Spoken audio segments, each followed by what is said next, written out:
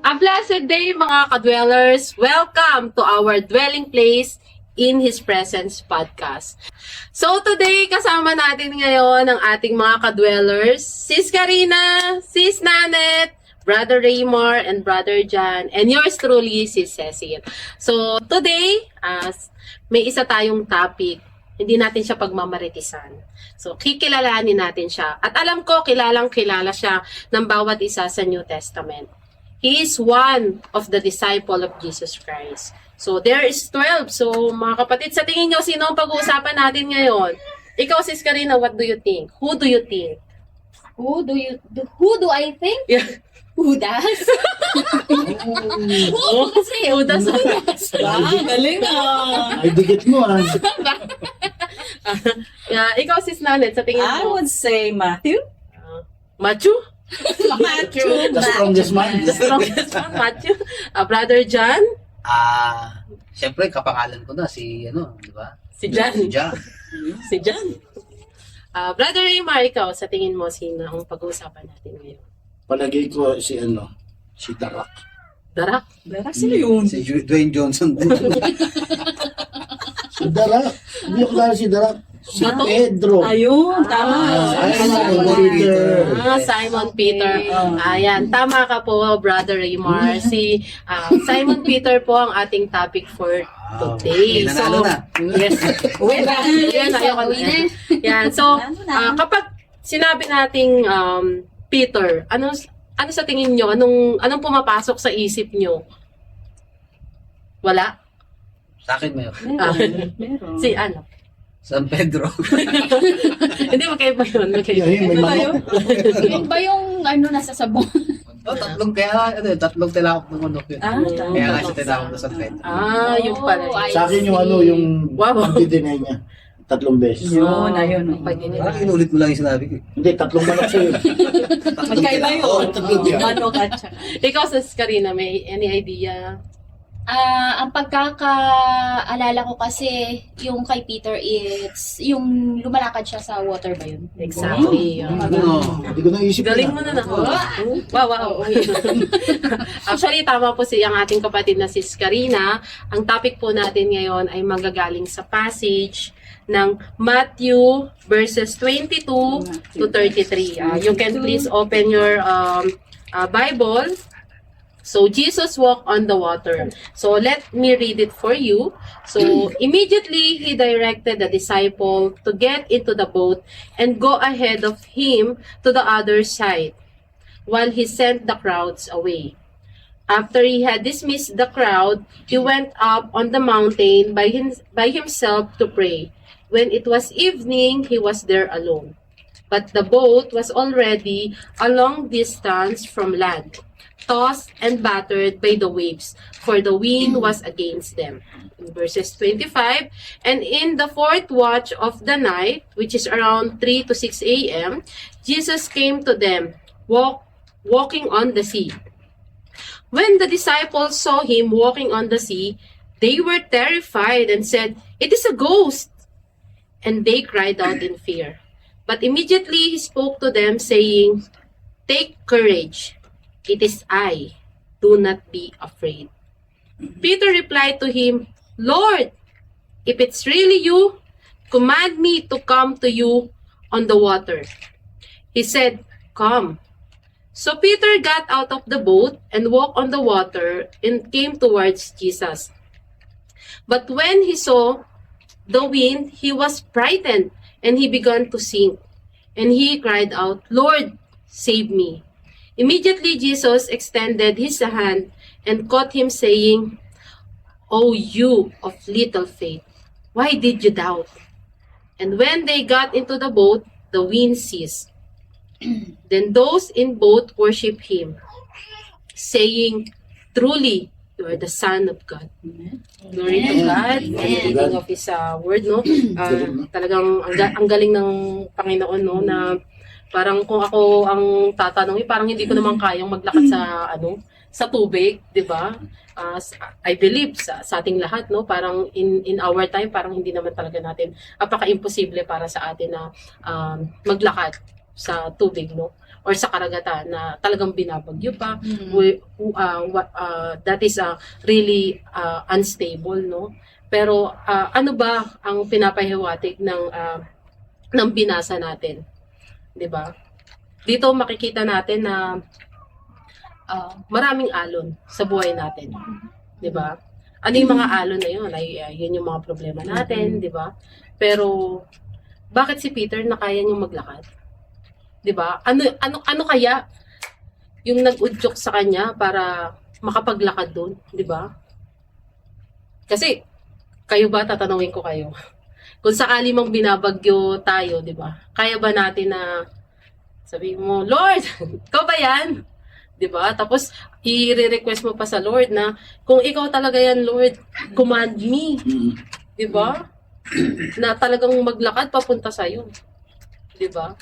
And indeed, no, may kita rin natin talaga dito yung extreme faith ng disipulo na si Peter, no? And sa tingin nyo, ano yung dahilan, 'di ba? Para makapaglakad si Pablo sa ano ba? Sa tubig, sa dagat, 'di ba? Sa akin ang medyo salungat, pero ang revelation kasi ngayon sa akin parang which is nangyayari to sa atin lahat. Normally, di ba, kapag namang problema tayo, most of the time, sinisisi natin ng Panginoon. Parang, Lord, ikaw ba may gawa nito? Kung bakit namin nararanasan to, bakit ako nasa ganitong sitwasyon. And most of the time, humihingi tayo ng sign. Di ba? And which is the same in the passage na sinabi niya, it is I. Diba? Parang, minsan, so sobrang takot natin, minsan nagsasalita na sa yung Panginoon na andito ako kasama mo, huwag kang matakot. Pero most of the time, nangingibabaw sa atin yung fear, which is nangyayari dyan kay Peter. Kasi I believe lahat naman ng followers ni Jesus naniniwala sa kanya, naniniwala sa mga tao na to sa ano niya, sa miracles niya, and especially ang disciple niya. Naniniwala sila. Kaso lang, minsan, kahit na sabihin mong believers ka na, dumarating talaga yung time na kahit na alam mong kaya kang iligtas ng Panginoon, dumarating pa rin yung minsan yung pagdududa na kahit alam mo, nandiyan ang Panginoon, He will provide, pero still, may tumatakbo pa rin sa isip mo na baka hindi ko kaya. And the same thing happened to Peter. Kaya nung nakalakad siya sa tubig, bigla siyang nakaramdam ng fear, nakaramdam ng doubt. And doon siya nagsimulang umupo. Pero glory to God, di ba? Nakita mo na kahit na nagduda na siya sa Panginoon, ang kamay ng Panginoon natin, nakahanda pa rin iabot tayo para ibalik tayo pataas. Amen. Amen. Yun po yung sa akin. Any revelation po, Sis Nanet? Amen. Sa akin, no, dito rin nga sa verses na binasa natin. Nung sinabi sa verse 27, no, sabi ng Panginoon, but immediately Jesus spoke to them saying, be of good cheer, it is I, do not be afraid. And Peter answered him, Lord, if it is you, command me to come to you on the water. So, inano ni Peter dito, no, na, Lord, sabihin mo lang, no. Ibig sabihin, talagang naniniwala siya na it is the Lord. But he wanna hear from the Lord na, Lord, just tell me to come and I will. So he did. Nag-obey siya. And then, ang sumunod nga lang, no, so he said, Jesus, tutuloy ko lang sa 29. So he said, come. And when Peter had come down out of the boat, he walked on the water to go to Jesus. But when? So, he walked on the water, no, para mapunta sa Panginoon. So, sumunod siya. There is an obedience. But then, at first, no, talagang sinigurado niya na ito ba ang Panginoon ko, no? So, he believed. And then, when the Lord commanded him to come, he did. He obeyed the Lord. No, narinig niya ang salita ng Diyos. Tapos dito na, sa 29 na, no, 30. But when he saw that the wind was boisterous, he was afraid and beginning to sink, he cried out, saying, Lord, save me. So nung ito na, may isang malaki ng alon, the reality sink in. No, nasabi nga ni Brother John, ang sitwasyon pag nandyan na, mayroong talagang as a human being, talagang mag-aano tayo na, kasi nakikita natin sa eyes natin. Unang-una, kitang-kita natin ang sitwasyon. Ramdam natin. Nahawakan natin. So, first, ni Peter na talagang matakot siya. Natakot siya. So, na-out of focus siya sa Panginoon because the reality sink into him. No, naramdaman niya, nakita niya. But then again, tumawag siya sa Panginoon, Lord, save me. At ang Panginoon, dahil anak tayo ng Diyos, talagang nandyan ang Panginoon na pag matumba man tayo, He is ready. When you call unto Him, He is ready to pick at us. Amen. Amen? Ang ganda ng ano natin yung Revelation. pinag-usapan natin. Anyone? Sis Karina or Bro Raymar? For me kasi ang nakita ko dito is yung sa verse 31. So sabi dito is, immediately Jesus reached out his hand and he catch him. You of a little faith. And he said, why did you doubt? So basically, no, kung i-apply natin siya sa mga personal life natin, minsan, mas pinipili mo mag-doubt kaysa mag-trust or ibigay yung 100% na faith mo. Kasi, number one, as a human, tayo literally nangyayari sa atin to sa pang-araw-araw natin. Katulad niyan, personally, sa mga nakakasama natin sa trabaho or minsan sa mga friends natin, instead of asking directly our Lord Jesus, what happened is they are actually asking friends Oo. advice, seeking advice to others. Oo. Madalas Diba? yung ganyan. Normally nangyayari. Hindi, ito is nangyayari talaga. Oo. 'Di ba? I ask one person but then you're not satisfied. Hmm. Parang kay Lord lang 'yan. Pinag-pray mo na but then you don't believe. Nag-ask ka pa o nag-seek ka pa sa other friends mo or family. So, ibig sabihin nun, you really doubt Lord. Hmm. That's why, whatever you prayed, what happened is, instead na na-receive mo na, Hmm. hindi mo siya na-receive.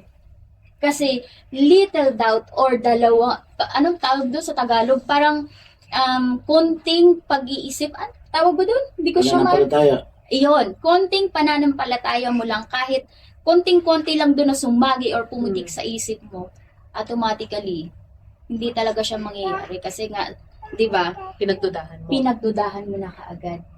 The moment kasi na nag-seek ka ng other opinion, ibig sabihin, you don't believe sa 100%. pinag-pray mo. Oo. Diba? Kasi instead na receive mo, Lord, I receive. But then, you doubt even little doubt. Parang you proclaim it, you claim it by your mouth, pero yung puso mo Yes, medyo, not from here. medyo, Shaky siya eh. Oo. Diba? Shaky siya. Kasi kahit sabihin mo maliit lang yan, ganun ang Panginoon natin. Kasi ang gusto ng Panginoon sa atin is the moment na may pinag-pray ka, claim it 100%. Amen. Huwag 99. Kasi, ibig sabihin, Yung hindi ka 1%. sigurado. Yung 1% may doubt ka pa. Yung Sa 1% nilalagay pwede mo. pang pasukan ng kaaway yun. Yes. Mm. Which is, kailangan, pag nag-pray ka, make sure 100% na-receive mo na. Kasi, 100% ibibigay talaga sa iyo. Amen. Diba, mga kapatid? Brother Ray. Yung sa akin, no, na reveal lang, talagang yung nag-joke sa kanya is yung faith. Amen. Yes. Ganon din naman tayo eh.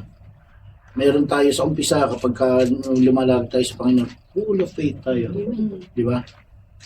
Pero along the way, kapag hiningin mo may pinanalangin ka na sa Panginoon, no, along the way, darating yung may mga trials dyan, bago mo makuha kasi yan eh. Yes. Doon na tayo natatakot. Di ba? Saka isang factor, bakit siya lumubog, no? Mm. Kasi nga, darak siya eh. Bato. Hindi, joke yun. Sa mabigat. Mabigat Mabigat siya. Mabigat. Joke yun. Hindi, ang lumubog doon is yun dahil doon sa takot. Mm. Kasi nga, di ba, by faith, you can make the impossible possible. Faith can move a mountain. Di ba? Lahat yun, pwedeng imposible mong magawa, pero nagagawa ng pananampalataya. Kung totoong nananampalataya ka. Even, sabi nga, di ba? Even, ano yung Elder Nanet, yung, As small as a mustard ay, seed. as small as a mustard seed, you can move a mountain. Amen. Di ba? Sabi nga ni Sis Karina kanina, kahit palit yung pananampalataya, no? Kaya mo pa rin gawin yun kung buo. Kahit na maliit na basta buo siya, kaya mo gawing paligalawin ang Mountain. bundok, di ba? Pero ito, dahil nagkaroon na ng pagitan, kumbaga, naputol yung kanyang faith dahil natakot siya. Faith, nasama ng takot, di katina, lumubog siya. Pero, magkaroon man tayo ng ganong circumstances sa buhay, no? Andyan yung Panginoon. Tawagin mo uli siya, kukunin ka uli. Amen. At ilalagay ka niya uli sa safe na lugar. Amen. At ipapaalanan niya sa'yo, huwag kang matakot, nandito ako. Amen.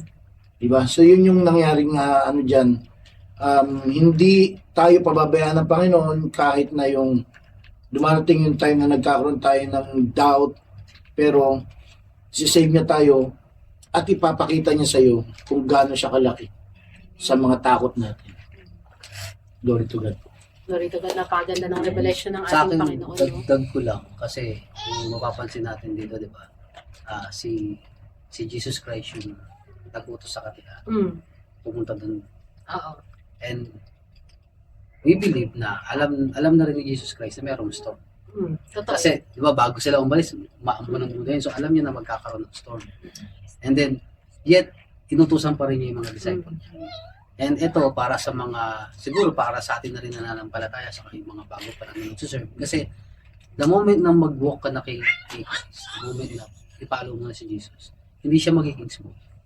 Totoo Magkakaroon talaga ng challenges, magkakaroon talaga ng mga balakid, magkakaroon ng problema. Susubukin ka talaga ng Amen. Panginoon.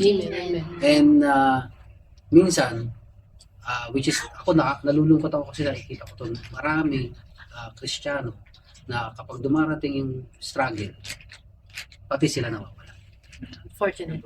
Diba? So dito, tinuturo sa atin ng Panginoon kung paano tayo magtitiwala sa Kanya, kung paano natin i-stay yung focus natin sa Kanya, Amen. and kung paano tayo, alam mo yun, yung palalakihin natin yung pananampalataya natin sa Kanya, and kahit na alam mong minsan imposible na, pero pag ganun yung pananampalataya mo sa Panginoon, hindi ka talaga, kasi nga diba, kahit sabihin mo, normal tao tayo, kahit sabihin mong sinasabi ng bunganga mo na I trust God, I follow Christ, pero pag dumating yung time na may mga moment talaga sa atin na may hit ka ng something na darating yung time na hindi mo talaga kaya. And ano siya, pag naranasan mo yun, maraming nagtupig, maraming humihinto, maraming kasi kahit sabihin ng mga minsan nga mga pastor na humihinto pa rin sila. Amen. Kasi they hit yung time na yun yung, alam mo yung isang parang ano lang kumbaga sasakyan, isang tornilyo lang yung mawala, nagbaklasan na lahat ganun siya Pero ang maganda lang sa Panginoon, pag alam niyang follower ka niya, pag alam niyang sinusunod mo siya, the moment na madapa ka, doon pa siya lalong mag-miracle sa'yo. Gagamitin niya pa yung sitwasyon na yun para i-lift up ka at para ibangon ka. Amen. At pagka binangon ka niya, i-make sure na gagamitin ka niya o gagamitin niya yung sitwasyon na yun para mas mapaangat ka niya, para mas mapapurihan din siya. Tingnan mo, bakit niya ginawang leader si Peter? Sa lahat. May Diba? ano yan, tag dito talagang orchestrated na yung plan niya for Peter talaga. Alam niya na yung destiny ni Peter talaga. Anything else, Brother John? Ako naman po ang mag-share. So, dito po, no, may kita natin. Kahit naman po si Peter, wala naman po talagang abilidad. si Peter para maglakad sa water. 'Di ba? Kahit tayo, 'di ba? Yan ang unang tanong ko kanina, eh, 'di ba? Does any one of us have the ability to walk on water? The answer is no. Pero bakit naging imposible kay Peter na maglakad? Simply because of the word faith. 'Di ba? Yung yung word na tawag dito, yung word na faith, no, talagang mangungusap siya sa bawat isa sa atin, no. Kasi tama yung sinabi ni Brother Raymar that tawag dito, faith can move a mountain. And faith can make us walk on water. Diba? Wala talagang tawag dito, secret recipe, kundi faith lang talaga, pananampalataya, no? At ang napakaganda kasi, yung sinabi dito, ito yung nagre-rema sa akin na, yung, asan na yun? Take courage. It is I. Diba? Ako to. So, may confirmation na sa Lord na siya yun. Diba? Na talagang sinabi ng Panginoon, it's my presence. Ako to sa kaligitnaan ng storm. Diba? Pag tayo nasa kaligitnaan ng storm, ano ba una nating hinahanap? Diba? Shelter. Diba? And napakaganda kasi in the midst of the storm, we found God. Diba? Nandun siya sa gitna mismo ng storm. Ibig sabihin, siya nga, diba? He can walk on that water. And it's a reminder of us, no, hindi to dito yung dagat na kalmado. 'Di ba? Magulo, maraming nangyayari, malakas ang hangin, malakas ang palo ng alon, no, mga kapatid, no. Pero nagawa ni Peter 'yon. Alam niyo bakit? Kasi he maintained a focus, 'di ba? To the Lord.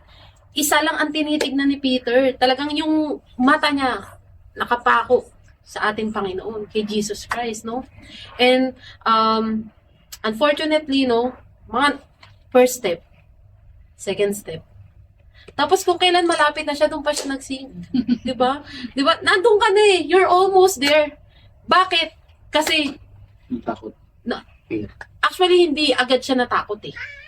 Tinanggal niya kasi yung focus niya kay Lord. Diba? Ano ba sinisimbolize dito ng wave?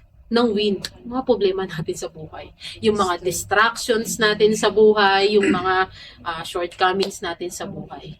And sinasabi ng Panginoon sa atin, no, na maintain your focus sa akin lang. Sa akin at sa akin lang. Kasi kung patuloy mo na papansinin lahat yan, madidistract ka. And once na entertain mo yan, that's the time fear will come. And unfortunately, no, fear can overcome us, no. Instead na we overcome fear, nilalamon tayo ng takot natin, 'di ba? To the point na imbis na andun ka na, malapit ka na eh, 'di ba? Makakasama mo na yung Panginoon, pero unfortunately, 'di ba? Lumubog ka pa. Na-realize ko, no, bakit kung kailan malapit na si Peter, tsaka pa siya lumubog. 'Di ba? Kasi gano'n naman talaga. When we are so close sa pangako sa atin ng Panginoon, when we are so close sa plano sa atin ng Panginoon, doon pa mas minsan malakas ang kalaban. Na talagang i-distract niya ng i-distract. And it's a reminder of us, no, na the more the distraction, ibig sabihin, we are very near na. Amen. Doon sa promises ng ating Panginoon, no? And tag dito, isa pa na pinakamaganda doon is nung unti-unting lumulubog si Peter, no, yung word na immediately, agad-agad grinab ng Panginoon yung kamay ni Peter. And inahon niya si Peter at nilagay sa safety. Ganun ang Panginoon. 'Di ba? Na kapag alam niya na talagang lumubog tayo, pag binangon tayo ng Panginoon, hindi ka lang niya ibabangon ng ganyan. He will make sure you are in the safe place. And as what we call this, and as He save us, He will calm the storm. Diba? Ganun kadakila ang ating Panginoong sinasamba, na He will make sure that everything will be fine. Diba? Nilagay niya talaga sa safety si Peter. And hindi naman natin masasabi na totally walang faith si Peter. Na maybe the Lord has a disappointment, di ba? Hindi dahil walang faith si Peter. Kundi dahil, I already give you my words that this is I. Take courage. Di ba? Pero sometimes, no, it's a reality for us. Lagi kong naririnig, no, madaling sabihin, mahirap gawin. Mahirap manampalataya, mahirap sumunod. Yun ang totoo. Pero, if we are going to maintain yung focus natin sa nag-iisang Panginoon, di ba? Sinong makakapagsabi? Hindi na lang natin namamalayan. Di ba? That we already crossed the river. We already crossed the sea together with our Lord. Amen. Alam mo, kanina pa habang nagsasalita kayo, lagi may binabato sa akin yung Panginoon. Alam niyo yung kantang Oceans. Di ba? Hindi ko alam kung bridge ba yun, yung parang ayokong kantahin kasi sintonado ko. So, tulungan niyo ako.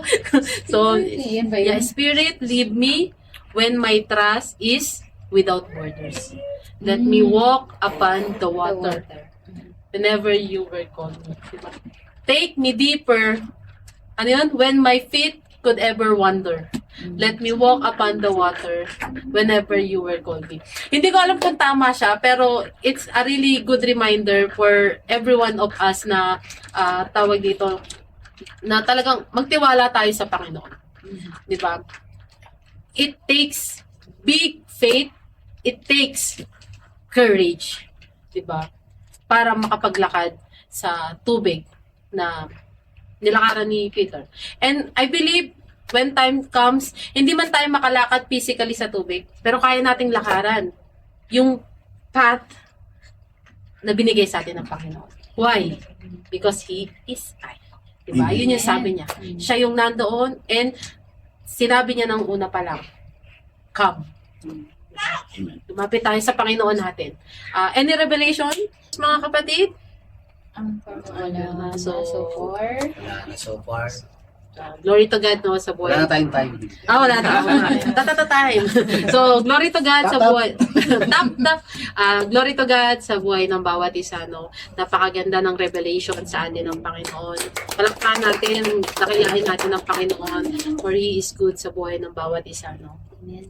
Napakaganda ng kwento na ito. Ilang verses lang yun? 10 or 11 verses lang, no? Pero 11. talagang nangusap ang Panginoon sa atin, no? Siguro, mga ka-dwellers, marami sa inyo ngayon dumadaan sa maraming pagsubok. Baka, lalo na sa Pilipinas, ang daming bagyo, di ba? Hindi pa nakakalabas yung isang bagyo, ayan na naman yung bagyo, di ba? Hindi pa natatapos ang isang problema, marami na namang problemang dumadating, di ba? Pero, laging sinasabi ng Panginoon, take courage, it is I. Alam niyo kung bakit? Because the Lord is the eye of the storm. Diba? Amen. And walang bagyo na hindi kayang patigilin ng Panginoon. Amen. At sa mga panahon, mga ka-dwellers na sa tingin nyo hindi nyo na kaya, normal magduda, mga kapatid. Kasi tao lang tayo. Pero it's a reminder for each and every one of us na mas malakas ang alon, mas malakas ang bagyo. Ibig sabihin, we are very near to the promises of the Lord. And if ever man, na lumubog tayo, na mag-sink tayo sa alon or sa dagat, always remember, ask the Lord to save you. Because truly, He will save you. Yun lamang po, and all glory to God. Ito po ang His Presence, in His Presence podcast. Glory to God sa mga revelations na binigay niya sa atin ngayong araw. And I believe, marami sa inyo nangusap ang Panginoon. Amen. Kaya, we humbly request, kung nangusap sa inyo ang Panginoon, please don't forget to comment. Yes. Kasi yung mga i-share nyo sa amin, na mga experiences nyo, it can be an encouragement for others as well. And for us also. Or if mga kapatid. they have any questions, just comment. Yeah. Yeah. Comment nyo lang sa baba. Amen. At kung gusto nyo pa na makarinig at matuto about our Lord and Savior Jesus Christ, please don't forget to like, follow and subscribe Subscribe. our page in His presence. Yun lamang po and all glory to God.